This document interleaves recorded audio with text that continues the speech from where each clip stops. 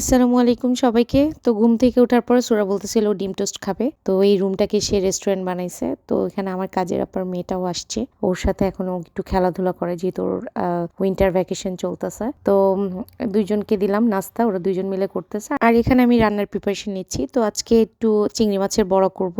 গতবার করলাম তো সুরার দেখলাম খুব ভালো লাগছে। তো আজকে আবার ওকে একটু চিংড়ি মাছের বড়া করে দিচ্ছি। আর এখানে নাস্তা করে তারা ইয়োগা করতেছে। আমার মেয়ে ও করতেছে, সাথে আপার মেয়েটাকে নিয়েও করতেছে। ইয়োগা করার কথা আমার, সেখানে করে আমার মেয়ে, তাও আবার এই স্বাস্থ্য নিয়ে। তো কিছুক্ষণ বসে বসে আমি ওদের ইয়োগা দেখলাম, ভাবলাম যে ওদের ইয়োগা দেখে আমার টাইম নষ্ট করে লাভ নেই। তো আমি রান্নাঘরে চলে আসলাম। আমার ট্যাংরা মাছ টমেটো দিয়ে ঝোল করা শেষ। এখানে আমি বড়া করতেছি, মুরগি একটু ভুনা করতেছি, আর আমি একটু সিম আলু ভাজি করেছি। এটাই হচ্ছে আজকে দুপুরে আমার রান্না। তো আমার রান্নাও কমপ্লিট হয়ে গেছে। এর মধ্যে সুরা বাবাও চলে আসছে দুপুরে খেতে।